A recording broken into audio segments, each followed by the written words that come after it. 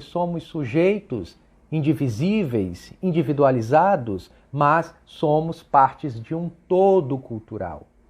O professor da USP, Fernando Botelho, traz uma crítica ao ensino brasileiro, ele, professor da área de economia, que muito é observado, mas que ainda não foi providenciado o retorno necessário para a transformação total da nossa educação, da educação brasileira, que desde 1827 sofre com o modelo pedagógico de ensino, que tenta impedir a fluidez verbal do aluno, que coloca sempre um líder, um mestre de opinião, acima daquele que estaria ali para aprender.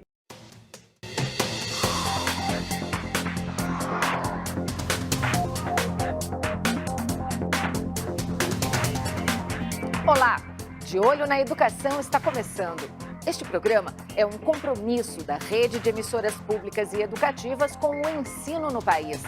Nosso objetivo é mostrar a real situação do sistema educacional no Brasil, porque a hora de mudar e melhorar é agora, escolhendo bem seus candidatos e candidatas para as eleições de outubro. E lembre-se, é igualmente importante escolher com consciência o presidente, o governador e também os senadores e deputados. Hoje, vamos conversar sobre o desenvolvimento do raciocínio lógico, a aprendizagem de conhecimentos gerais e os reflexos dessa formação na vida profissional dos alunos. Nosso convidado é Fernando Botelho, professor de Economia da USP e colaborador do movimento Todos pela Educação.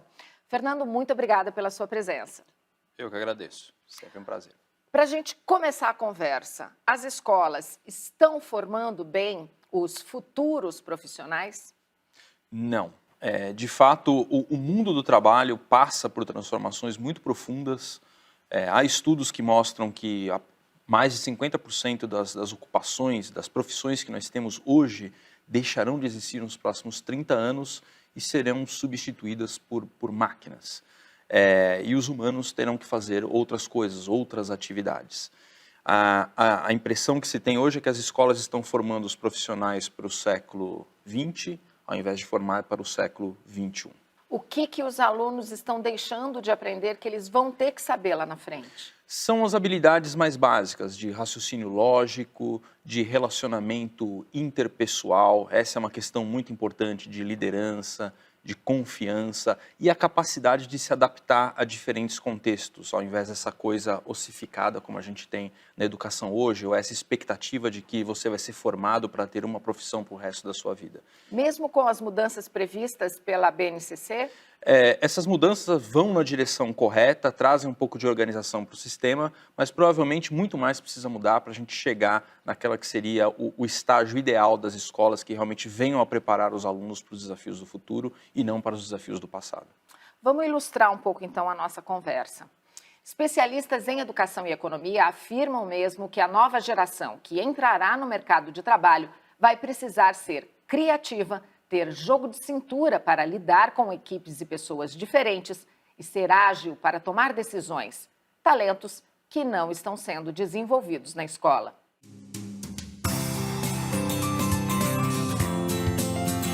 Quando as crianças e adolescentes de hoje chegarem à idade adulta, o mercado de trabalho será outro.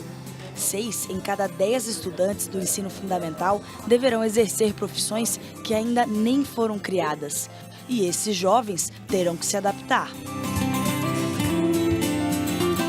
Um relatório apresentado no Fórum Econômico Mundial trouxe um ranking com 10 habilidades que serão essenciais no mercado de 2020. São elas: resolução de problemas complexos, pensamento crítico, criatividade, administração de pessoas, coordenação com outros, inteligência emocional, tomada de decisões, orientação de serviços, negociação e flexibilidade cognitiva. Francis reconhece a importância do desenvolvimento de habilidades.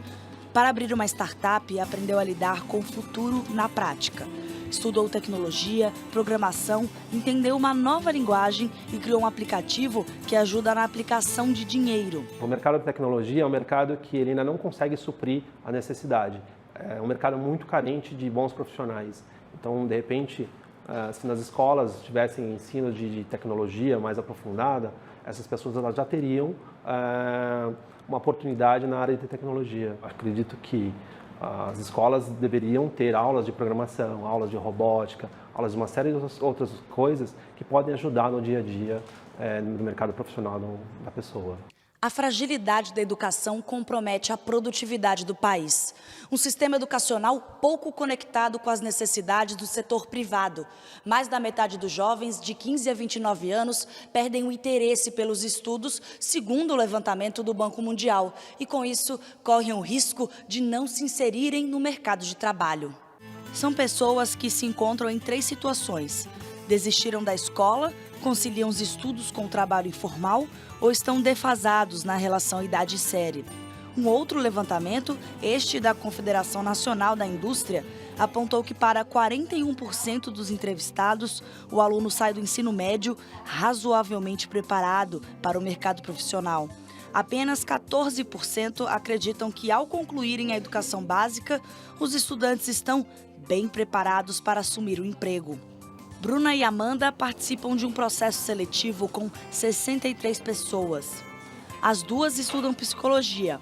Bruna concluiu o ensino na rede pública, Amanda na rede privada. Mas ambas avaliam que a educação regular não foi suficiente para prepará-las de forma profissional. Você sai da escola, mas você não se aprende a se portar em público. Às vezes a pessoa te aborda de uma certa forma e você não sabe interpretar o que ela está dizendo para você. As pessoas elas se focam muito na teoria, em ensinar a conta 2 mais 2, mas ninguém chega em você e fala assim, olha, vamos hoje ter uma aula de como você vai se portar numa entrevista, o comportamento. Então, acho que o comportamental está se esquecendo um pouco e a gente está ficando muito na teoria. O comportamento é um dos principais pontos observados pelos recrutadores. Por conta aí de o sistema educativo ser um pouco mais engessado, mais tradicional, então eles vêm com uma dificuldade de se adaptar a diferentes demandas e utilizar a lógica dentro dessas diferentes demandas. Acredito que, de repente, estimular debates, a criatividade também, e conseguir propor aí atividades diferentes desse padrão educativo para que eles consigam vir um pouco mais preparados para os processos seletivos. O Matheus tem 19 anos. Ele terminou o ensino médio no ano passado e sentiu que precisava de um empurrão para fazer a diferença. Vim fazer o curso porque eu estava tendo dificuldade, para achar um norte na minha vida, tanto estudantil quanto profissional. Matheus estuda no Instituto Proa, ONG que capacita jovens para buscar o primeiro emprego e também uma vaga na universidade. Para fazer parte do projeto, é necessário estar no último ano do ensino médio ou ser recém-formado, ter entre 17 e 19 anos e também participar de um processo seletivo. O curso tem duração de 6 meses e todo o material didático e uniforme são fornecidos pela ONG. A parte técnica a gente ensina desde práticas administrativas e a parte comportamental, que aí é uma reflexão muito profunda de autoconhecimento mesmo, da gente saber de onde eu vim, qual é a minha história, quais são meus pontos fortes, meus pontos fracos, o que eu tenho para desenvolver e o que eu tenho para oferecer para essas empresas que estão a fim de abrir essa oportunidade para os jovens no primeiro emprego. Fernando, é só no ensino médio que os estudantes precisam começar a ser preparados ou desde o ensino fundamental? Não, desde antes do ensino fundamental. Na verdade, toda a evidência que se tem hoje em economia, em psicologia, enfatiza muito a questão da primeira infância. Este é o momento em que o desenvolvimento do ser humano ele ocorre numa velocidade muito mais rápida e é uma janela de oportunidade. Algumas coisas acontecem de forma muito mais fácil naquele momento, entre aí 1 ano e 6 anos, e depois isso daí é muito mais difícil para que a criança adquira certas habilidades. Então, na verdade, toda a ênfase deveria ser muito mais na primeira infância e menos nas etapas subsequentes. As pesquisas de avaliação mostram que os nossos estudantes estão saindo da escola sem saber ler, escrever, interpretar textos e fazer contas básicas. Mas, pelo que a gente viu na reportagem, os recrutadores sentem muita falta dos possíveis candidatos, que são os nossos alunos, deles saberem se relacionar com as outras pessoas. Isso é ainda mais grave, você acha?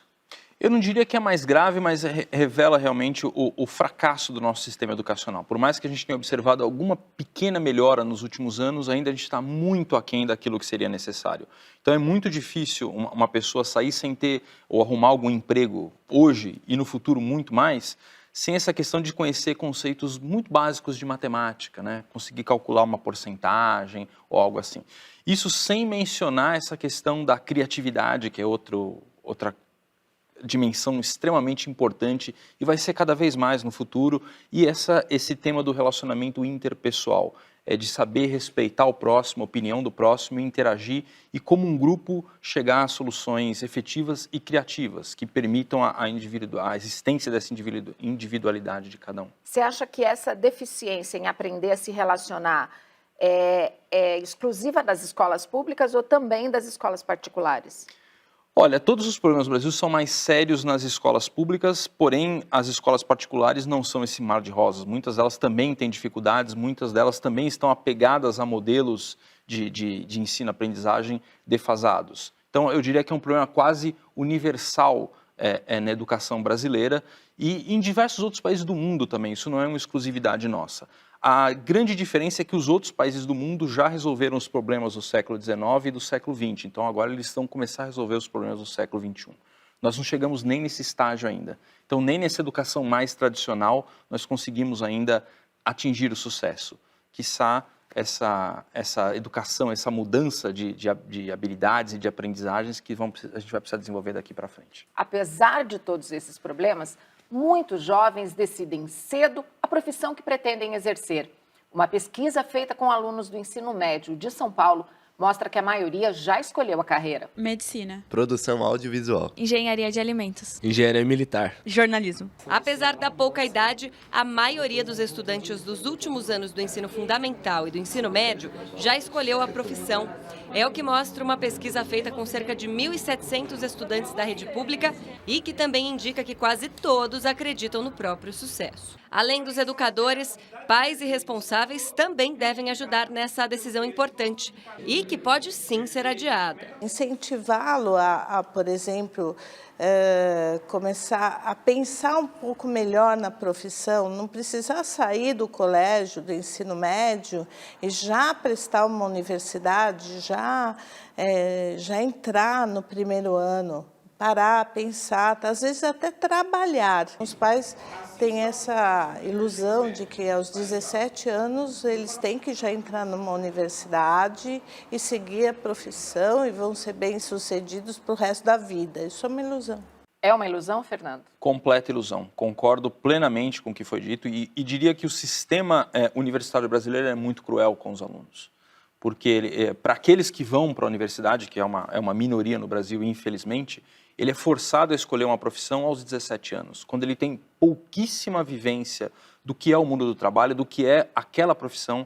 Em geral, ele escolhe por uma influência dos pais ou de algum outro parente, ou por algum conceito equivocado do que é aquela profissão, e depois acaba se desapontando. O ideal seria um modelo mais flexível que permitisse esses jovens continuarem estudando e que fossem escolher realmente a sua formação mais específica no momento posterior, depois de trabalhar, depois de conhecer várias possibilidades que existem.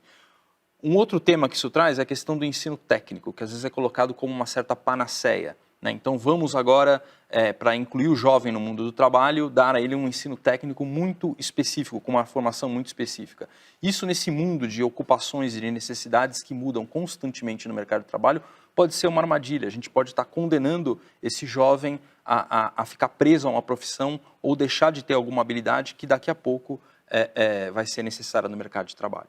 Mas o que ele poderia estudar entre o ensino médio e a universidade, então? Olha, as universidades e os cursos de tecnologia poderiam ter um primeiro e talvez até um segundo ano mais geral, que fosse ainda mais parecido com o ensino médio, como uma etapa de transição e que permitisse esse jovem navegar por as diversas áreas do conhecimento. Então, que ele fizesse cursos de biologia, de matemática, de física, de ciências sociais, até de economia, para que ele pudesse se encontrar melhor e entender melhor o que são esses campos do conhecimento. E nada, de novo, nada substitui uma boa formação sólida, com lógica, com raciocínio matemático, capacidade de comunicação, de interpretação de texto no ensino médio. Para desenvolver essas capacidades agora nos alunos que estão dentro das escolas públicas no ensino fundamental, o que você consegue vislumbrar a curto prazo que poderia ser feito? Olha, acho que uma primeira etapa a gente precisa romper um certo conservadorismo das próprias pessoas que estão na educação, dos próprios educadores. Eles precisam se abrir mais a novos modelos, novas formas de organizar as aulas, de organizar os alunos. Há modelos que já são testados ou estão em testes aqui no Brasil e em outros lugares que poderiam ser absorvidos. Por exemplo? Por exemplo, a questão de ter a sala de aula invertida, por exemplo. Então, os alunos se preparam para a aula, leem os materiais antes e durante as aulas eles vão se reunir em grupos para resolver exercícios. Essa é uma metodologia possível que se usa. Mas hoje a gente tem aula, na verdade, eu sou professor também, eu me envergonho, de certa forma, de ensinar os meus alunos hoje da forma como eu aprendi há 20 anos. Certamente o mundo mudou, as possibilidades são diferentes. A gente tem que usar esses recursos que a tecnologia nos traz e esses novos aprendizados. Então, acho que falta um pouco mais de ousadia e de uma certa experimentação por parte das escolas, dos educadores, da comunidade educacional. Até para aprender a se relacionar, como foi apontado por todos os recrutadores, você acha que os alunos precisam falar mais e ouvir menos? Mas, com certeza, eles precisam falar mais. É importantíssima a participação dos alunos, a questão de uma orientação à solução de problemas, então, toda essa questão de aprendizado orientado a projetos, a desenvolver esse tipo de projeto. Então, falta uma certa criatividade e há conservadorismo excessivo, eu diria que até uma acomodação, poderia até dizer uma certa preguiça da comunidade educacional de testar esses novos modelos e a gente vai aprender aqueles que funcionam melhor para cada grupo e vai poder disseminá-los. Você acha que é o medo do professor de perder o controle na sala de aula? Esse é um desafio trazido de certa forma, pela tecnologia também, porque certamente os alunos são muito mais proficientes na tecnologia que muitos professores. Então o professor perde a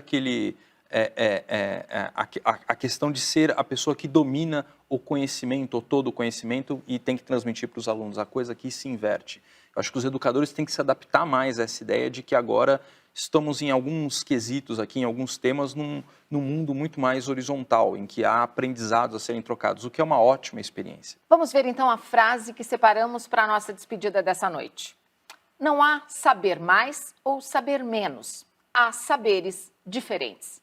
O autor da frase é o educador Paulo Freire, brasileiro que teve a obra traduzida para mais de 20 idiomas. Paulo Freire, que morreu em 1997, já acreditava que a escola deve habilitar o aluno a ler o mundo. Super atual ainda, né? Muito atual. Paulo Freire sempre bastante atual.